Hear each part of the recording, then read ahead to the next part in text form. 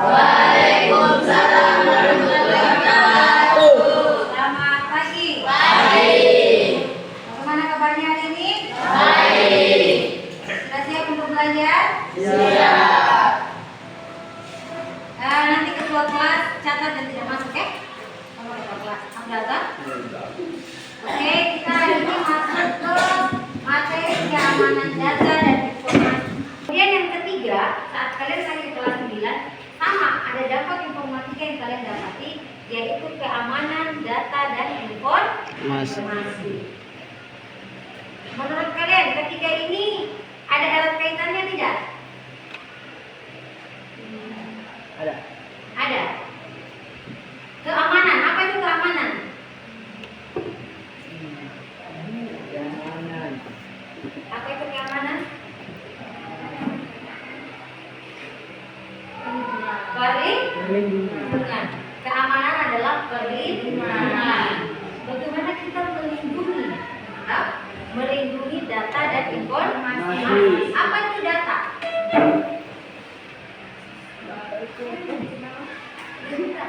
Identitas masuk. Identitas fakta atau tidak? Fakta. Namanya Abdal.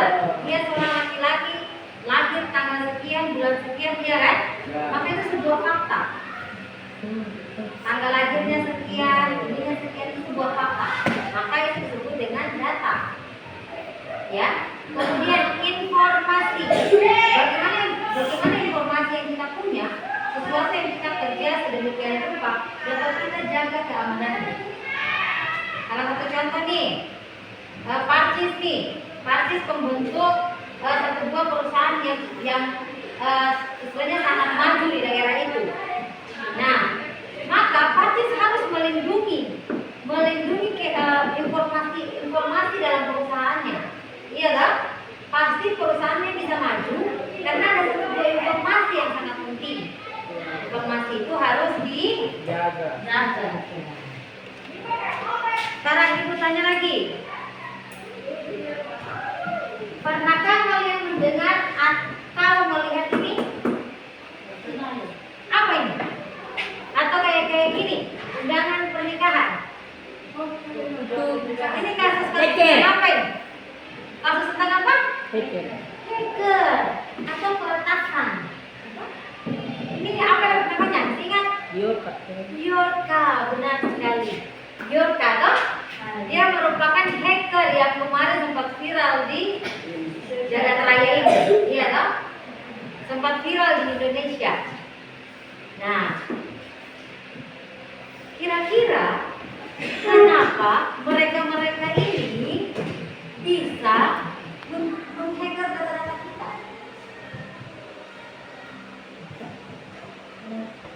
Kira-kira bagaimana caranya mereka? Benar sekali, ini Biorka. Setelah dia hacker yang terkenal kemarin, bahkan sampai data negara pun dapat dia bobol. Iya loh? Viral itu media sosial. Bahkan sampai data negara pun dia bisa bobol. Nah, kira-kira bagaimana hal tersebut bisa terjadi? Karena tidak ada perlindungan data. Oke. Terus bagaimana cara supaya kita terhindar dari hal-hal demikian? Bagaimana kita terhindar dari hal-hal demikian? Masih bingung? Kalau masih bingung, selanjutnya insya Allah akan lebih cerah. Ibu baca pembelajaran kita hari ini. Tujuan pembelajaran kita adalah peserta didik mampu menjelaskan keamanan data dan informasi. Kedua, peserta didik mampu menjelaskan ancaman terhadap keamanan data dan yang dapat terjadi ketika menggunakan perangkat lunak. Tiga, peserta didik mampu menganalisis dan mengevaluasi ancaman kejahatan di internet. Empat, peserta didik mampu melindungi diri atas kejahatan internet. Nah, hal-hal tadi terjadi. Ada jawaban kedua tadi. Hal-hal itu kenapa bisa terjadi? Itu karena adanya ini. Apa itu malware? Perangkat lunak pemerusak. Memang dia diciptakan untuk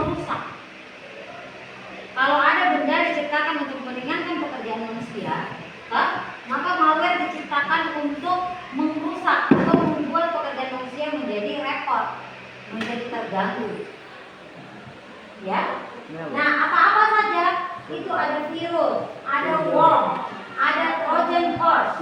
Trojan horse ini terbalik lagi menjadi malware, ada ransomware dan ada spyware. Nanti sebentar kalian akan membentuk sebuah kelompok. Sudah, setelah ini kalian akan membentuk sebuah kelompok. Satu kelompok terdiri dari 4 orang. Nanti kalian untuk materi tentang ini kalian bisa berkunjung di poster yang sudah ibu tempel. Gitu ya, ada 2 pos. Jadi nanti bisa tidak semua menumpuk di satu pos, bisa baca yang di belakang, bisa juga di depan. Oke? Oke, ibu minta kalian membentuk kelompok, satu kelompok 4 orang. Pas ya? Jadi ada 3 kelompok kan? 1, 2, 3. Ini sudah dapat kelompok? Ibu. Oke. Kalau sudah dapat kelompok, silakan perhatikan video yang akan ibu putar.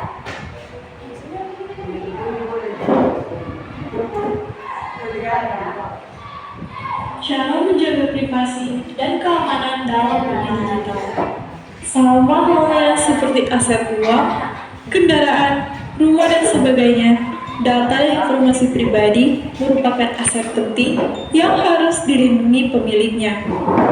Kebutuhan akan teknologi yang tinggi menyebabkan data tersebar secara meluas melalui media digital.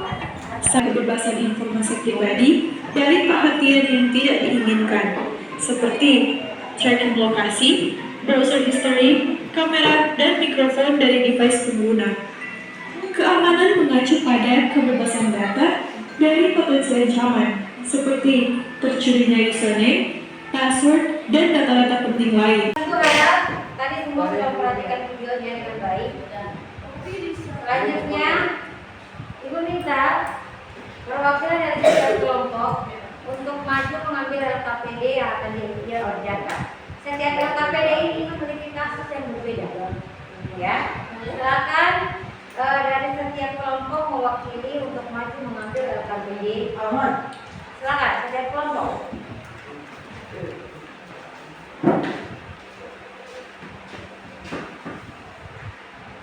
Oke.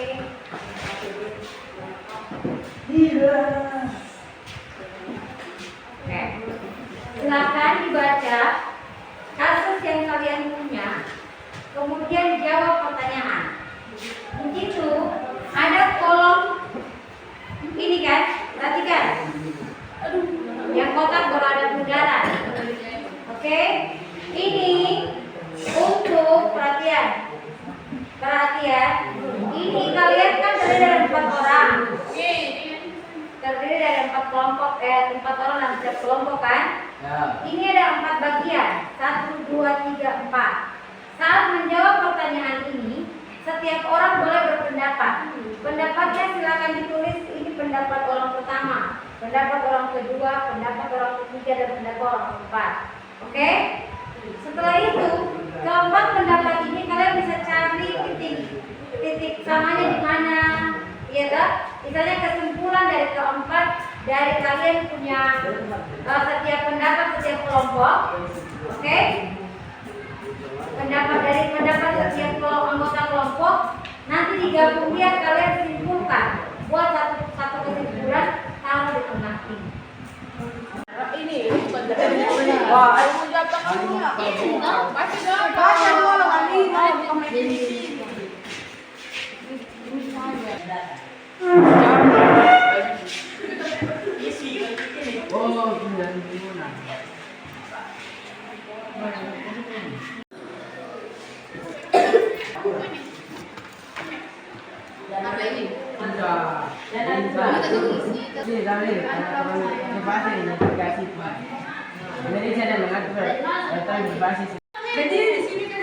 Situ saja. Satu aja. 1, 2, 3. Siapa yang dapat, dia yang persentase.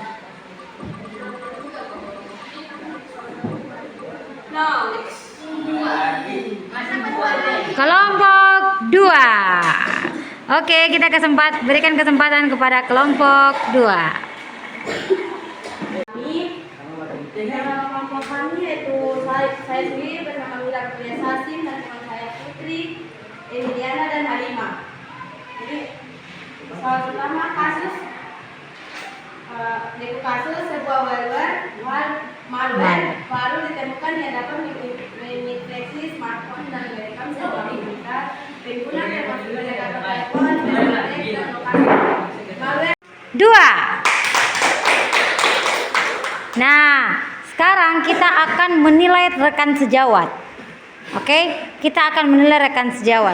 Karena yang maju adalah kelompok 2, bagaimana? Apakah kasus yang dibaca oleh kelompok 2 tadi dengan jenis malware yang dipilih oleh kelompok 2, apakah sesuai atau tidak? Nah, untuk itu Ibu minta kelompok 1 untuk memberikan nilai kepada kelompok. Akan kelompok 1 ingin berikan nilai berapa kepada kelompok 2? 3. Berapa? 60. Alasannya apa sampai dikasih 60? Ada alasan? Tidak? Ibu beri kesempatan kepada kelompok 3 untuk memberikan nilai kepada kelompok 2. Hitungan ketiga. 1, 2, 3. 70? Oke, 70. Apakah merasa puas dengan nilai yang diberikan teman? Cukup puas. Oke, beri aplaus untuk kita semua. Oke, perhatian.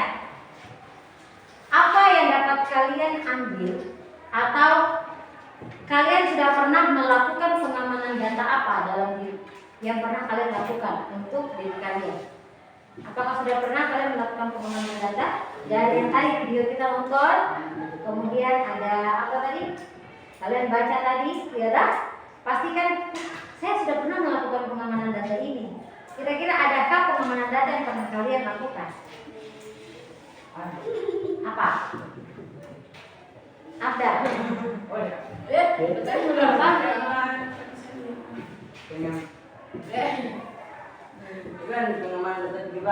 Dia apa? Kan pengamanan data itu kan banyak. Ada enkripsi, ada menggunakan kata sandi yang kuat, gitu kan? Nah, apakah ada? Apa? Kalau ada Abdal?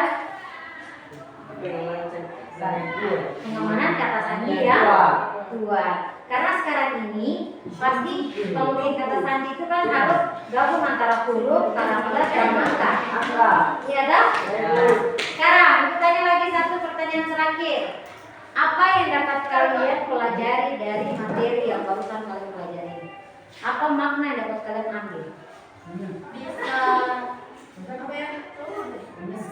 kita berpikir kalau apa menggunakan prinsip aplikasi harus Hati-hati ya, berhati-hati. Ada lagi? Ada lagi? Ada lagi? Benar ya kata Alvira itu Mira. Benar kata Mira bahwa kita jadi akhirnya kita bisa tahu bahwa kita sebenarnya tidak boleh sembarang klik kalau di media sosial. Iya toh? Karena bisa saja apa yang kita klik itu membawa kepada si hacker itu, si peretas itu.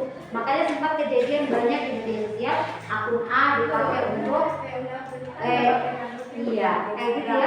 Bahkan ada yang mengirim kayak tadi gambar yang pertama dapat petunjuk undangan pernikahan di grup padahal langsung HP error. Kalau sudah error tandanya nanti sudah curi data kalian. Tetapi mungkin di HP kalian tidak ada aplikasi banking, makanya kalian belum jadi korban. Tapi kalau itu masuk di Amerika di HP yang ada aplikasi bankingnya atau lain data-data pentingnya, maka data itu akan diangkat. Kalau banking langsung mereka rubah uang kalian, langsung mereka retas uang kalian akan rubah.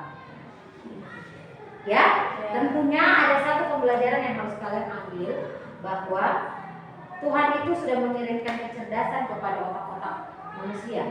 Iya dong? Semua otak manusia tidak ada yang sama isi dalam cara berpikirnya. Tidak ada yang sama, tak? Bagaimana kalian dapat memanfaatkan kecerdasan yang Tuhan berikan? Maka lakukan kepada langkah yang benar. Oke? Oke Oke baik, Ibu akhiri pembelajaran kita hari ini. Assalamualaikum warahmatullahi wabarakatuh.